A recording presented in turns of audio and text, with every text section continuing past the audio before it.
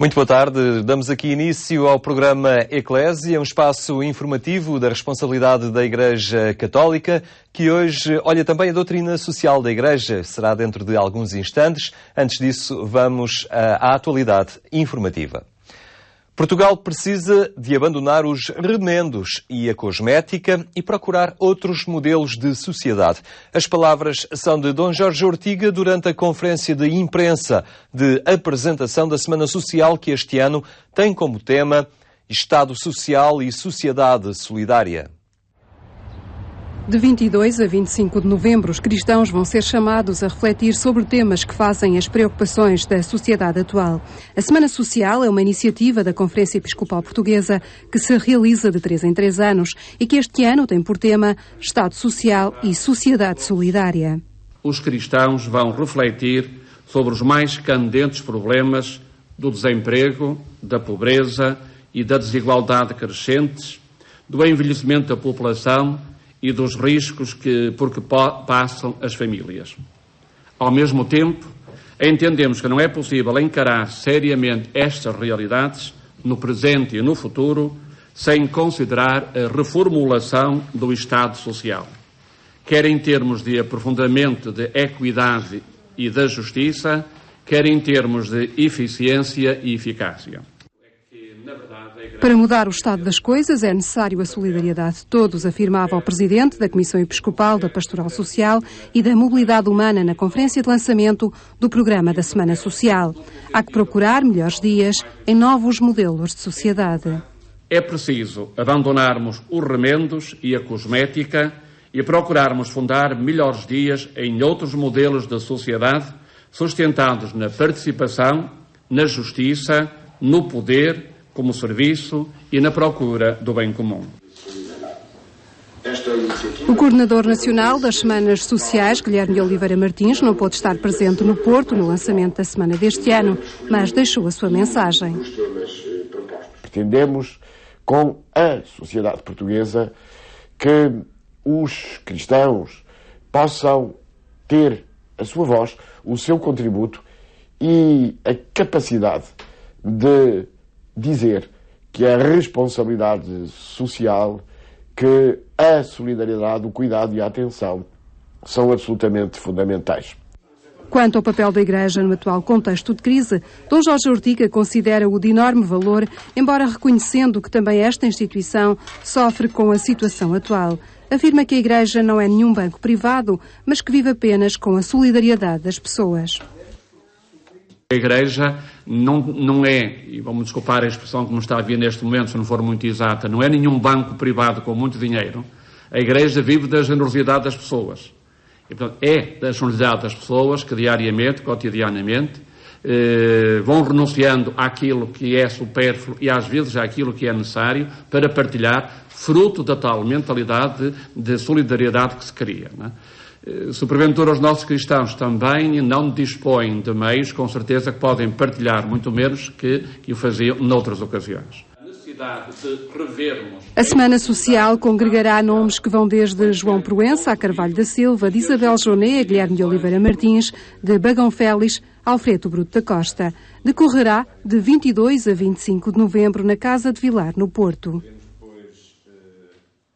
Os mais idosos reivindicam uma participação mais ativa na Igreja, denunciam o facto de serem ignorados no esforço pastoral das dioceses e apelam a uma participação efetiva na dinamização do apostolado e a ação social da Igreja. Em ano europeu do envelhecimento ativo, o movimento Vida Ascendente não esconde o seu desapontamento pela forma como a Igreja não tem em consideração suficiente o potencial daqueles que estão aposentados, mas plenos de qualidades e energia para trabalhar na Igreja. Para o assistente nacional do movimento, as dioceses ainda não acordaram para a necessidade de darem propostas para as pessoas reformadas. Há cada vez mais gente reformada. Há movimentos para tudo, quando a gente são os velhinhos, não são velhinhos. Há gente muito válida e pode fazer muito, e o movimento tem uma dimensão apostólica extraordinária, como pode ouvir ouvindo outras pessoas. Portanto, é preciso que se acorde na Igreja em Portugal, bispos e padres e cristãos e comunidades, para dizer que fazemos nós, para os nossos mais idosos ou reformados. Temos o centro-dia. Não é isso. temos um lar, não é isso. É gente que está válida, com capacidade e que tem uma capacidade e uma experiência grande para poder fazer muito. Num ano consagrado a nível europeu ao envelhecimento ativo, os membros do Movimento Vida Ascendente reafirmam que há muito põem em prática o que este ano agora propõe. Sabe que nós sempre estivemos no envelhecimento ativo. Este ano só veio confirmar aquilo que nós fizemos sempre, porque no fundo nós somos os reformados ativos da Igreja. Porque tudo o que fazemos, os nossos lemas, que são a espiritualidade, a amizade, o apostolado, levam-nos a ações, a planos e a ações concretas a favor dos outros, a favor do irmão, a favor do próximo, e portanto sempre fomos ativos.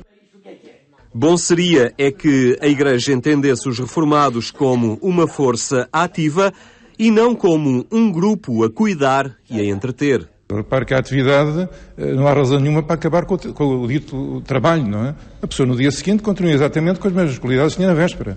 Eu, por exemplo, estou a fazer exatamente o mesmo tipo de vida que tinha quando trabalhava. A única diferença é que, em vez de sair de casa às 9 da manhã, às 8 da manhã sai às 9. Presente em 15 dioceses, este movimento caracteriza-se também pela abertura à diferença e por querer envolver a todos num compromisso em favor do bem comum. Lutamos muito para que os grupos sejam uns grupos heterogéneos e que gente que possa fazer muito pela vida das outras pessoas, não perguntamos a ninguém, quando convidamos para a vida ascendente, não perguntamos a ninguém, alguém que costuma ir à igreja, pertence a algum grupo, gosta da igreja, não, nós estamos abertos a todos, inclusivamente àqueles que não sendo católicos sejam cristãos.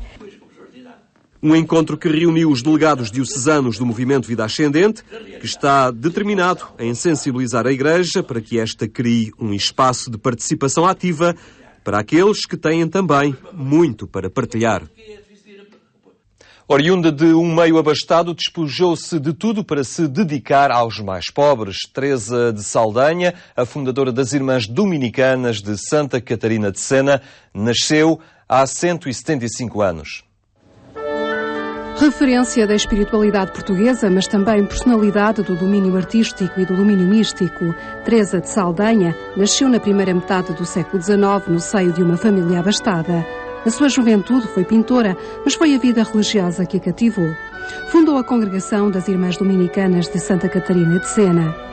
Nos 175 anos sobre o seu nascimento, as seguidoras do seu carisma prepararam uma sessão cultural de homenagem à fundadora.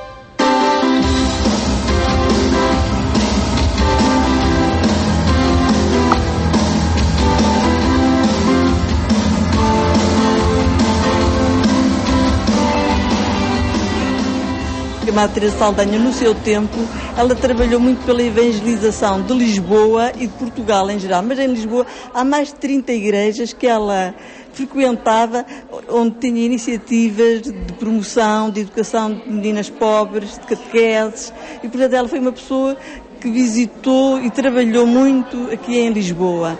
E creio que a sua memória assim será um bocadinho reavivada com esta iniciativa.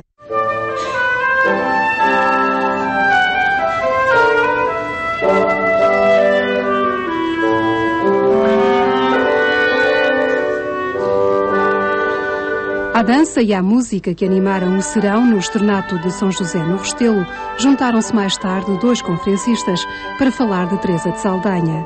Era também descendente direta do Marquês de Pombal. Uma delas foi Ruth Sousa, uma professora desta casa, a tirar um mestrado de História e Cultura das Religiões e a preparar uma tese sobre Teresa de Saldanha. Ela operou sempre em contextos muito difíceis, portanto, no liberalismo, ela nasce em 1837, morre em 1916, ou seja, após a implantação da República, em que se assistiu novamente à expulsão das ordens religiosas. Portanto, ela tem sempre uma adversidade na sua atuação.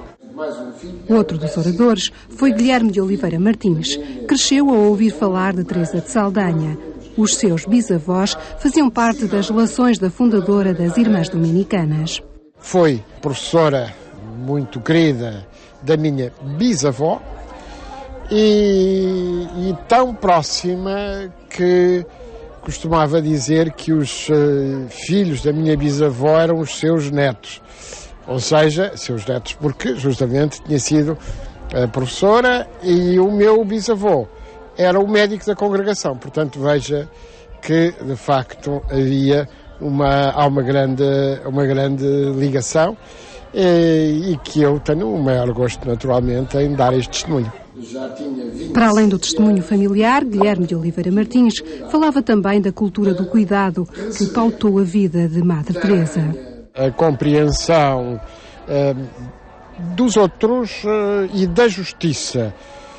Trata-se, portanto, de uma ideia de cuidado que nos leva à etimologia da palavra caridade. Caridade significa justamente o ato de cuidar com todas as suas consequências. É por isso uma solidariedade reforçada. E essa ideia de justiça esteve sempre muito presente na vida e no testemunho de Madre Teresa de Saldanha. A sessão cultural contou com a presença do Cardeal Patriarca de Lisboa, Dom José Policarpo. Atenções centradas agora na rubrica que nos traz a doutrina social da Igreja. Maria do Rosário Carneiro e António Bagão Félix abordam esta questão numa conversa conduzida pela jornalista Imelda Monteiro.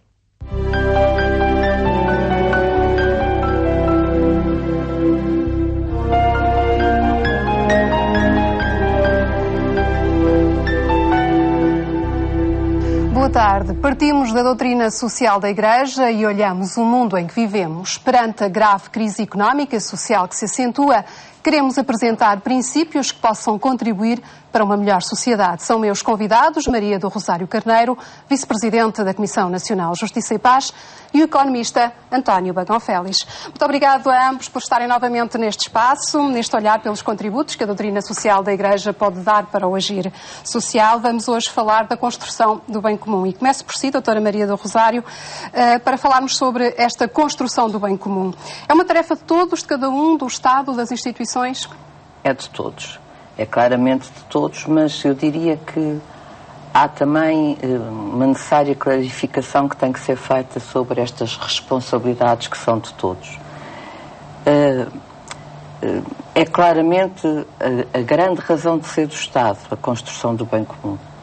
O Estado existe para garantir que este bem existe. Isto é, que são garantidas a todas as pessoas as condições para que elas se desenvolvam na sua plenitude, que possam alcançar assim a sua dignidade humana. Eu penso que, no entanto, e tendo dito isto, há uma certa tendência a desvalorizar este conceito de bem comum. Ele, ao longo dos tempos, foi-se rotinando na linguagem, no discurso, de forma a parecer uma coisa abstrata, esvaziada de conteúdo. E ele é a mola da organização e do funcionamento da sociedade. Eu penso que será talvez essa uma das razões que ajuda a perceber esta perplexidade em que nós estamos.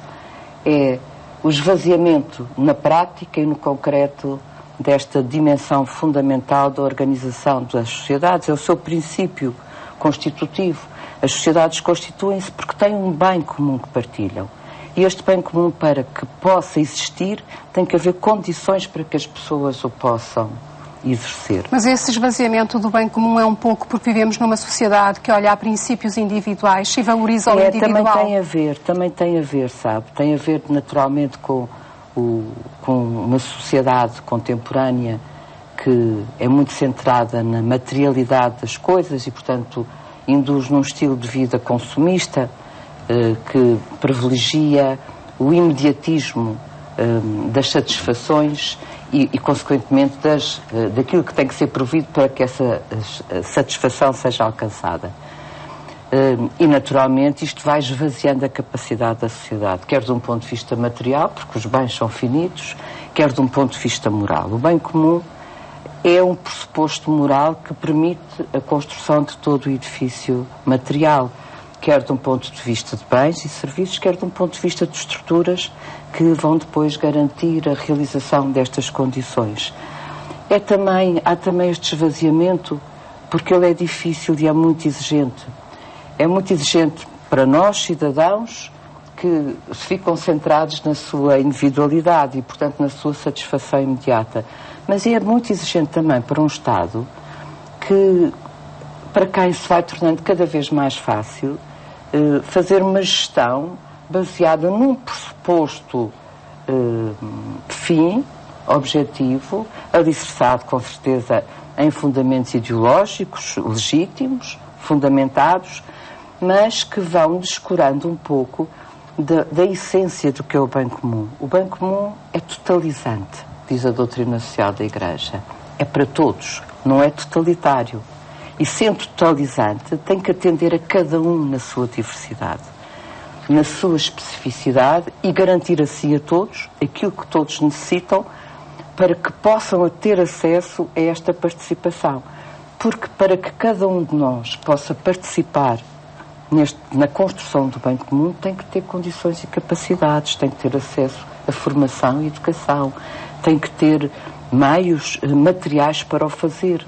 Desde logo, nós, quando olhamos para uma sociedade que tem níveis de desigualdade tão acentuados quanto a nossa, e não me refiro só a Portugal, é uma marca do mundo contemporâneo, mas Portugal tem-no de uma forma muito significativa. Esta assimetria é um claro assinte obstáculo à concretização do bem comum, porque desde logo permite que a assimetria, que haja privilegiados, em detrimento de outros que não têm privilégios ou que os têm em muito pouca medida, permite que existam desequilíbrios e, portanto, não cuida da redução destes desequilíbrios, sem os quais, então, este bem, que é o bem de todos nós, possa ser prevalecentemente a condicionante e a legitimação de toda a intervenção. Dr. Bagão Félix, o Estado tem descurado um pouco este bem comum ao longo dos últimos tempos e falamos exatamente do Estado português. Em primeiro lugar, a política pública, a política do Estado, tem subjacente, como primeira prioridade, a busca incessante, a procura incessante do bem comum. Digamos que... Mas não é uma matéria legislável, não é? Procura do bem comum mais cultura do próximo. É isso que deve ser a política. Em termos ideais, obviamente. Evidentemente que o bem comum é uma noção muito intuitiva. É bem, porque é para as pessoas, e é comum, porque deve ser para todos e cada uma das pessoas. E, portanto, isso significa, hoje em dia, na política, grandes preocupações ao nível da, que hoje estão a falar, da equidade, ao nível da consideração das pessoas como sujeitos das ações na sociedade e não apenas instrumentais. E a noção de bem comum, aliás, está definida de uma maneira muito plena na Constituição Gaudium et Spes, quando diz que é o conjunto das condições da vida social, sublinho, que permitem tanto aos grupos como a cada membro, ou seja, tanto à sociedade como cada um de nós, enquanto pessoa, e não apenas indivíduo, não apenas uma noção aritmética da nossa existência, mas uma noção plena da nossa existência como pessoas humanas, alcançar mais plena e facilmente a própria perfeição, acho interessantíssima a expressão perfeição, através de bens materiais, bens culturais, bens morais e bens espirituais. E a aridez do mundo de hoje, e também a aridez da política. Hoje em Portugal, como noutros países, assistimos à aplicação da política, de um modo geral, enfim, há exceções, mas de uma visão fria, desumanizada, extremamente tecnocrática, sem alma, sem afeto. A política não é apenas um conjunto de decisões mais ou menos discutíveis, de acordo com a ideologia, de acordo com as regras normais de uma democracia. Tem que ser também uma aproximação às pessoas. E esta noção de bem comum, de facto, está-se a esfarelar, como dizia a doutora Maria do Rosário, nas sociedades contemporâneas, no consumismo, no individualismo excessivo, como diz o Papa, na ditadura do eu em primeiro lugar. E já agora só uma nota para terminar. A questão do bem comum não é necessariamente coincidente, mesmo em política, com a noção democrática da maioria. Vamos supor, por hipótese, que uma maioria democraticamente entende que a pena de morte deve ser aplicada. Apesar, isto é um exemplo hipotético, considerar que a pena de morte maioritariamente ganha, por exemplo, um referendo, suponho, numa consulta popular, ela não é bem comum. Isto é, e não é bem comum porque justamente não respeita os princípios fundamentais da centralidade e da dignidade da pessoa humana. Portanto, não está ligado a estas questões da democracia e da maioria também. A democracia é um bem comum, mas há decisões de maiorias que vão contra o bem comum. E sobretudo para um cristão isso é muito importante, porque o primeiro bem comum é Deus. Ou seja, o bem comum para um cristão também tem uma perspectiva teologal, não apenas cívica, não apenas política, não apenas social, mas também do ponto de vista teológico. Muito obrigado a ambos por este esclarecimento acerca desta construção do bem comum e da forma como a sociedade pode viver melhor também estes conceitos e contribuir para que todas as pessoas possam viver melhor nesta sociedade. Muito obrigado. Nós voltamos de hoje a 8 dias.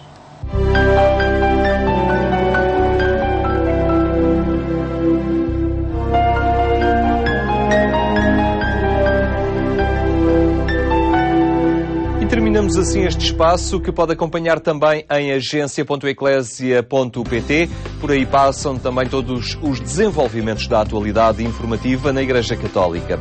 Obrigado pela sua atenção, esperamos por si amanhã. Até lá, tenha uma muito boa tarde.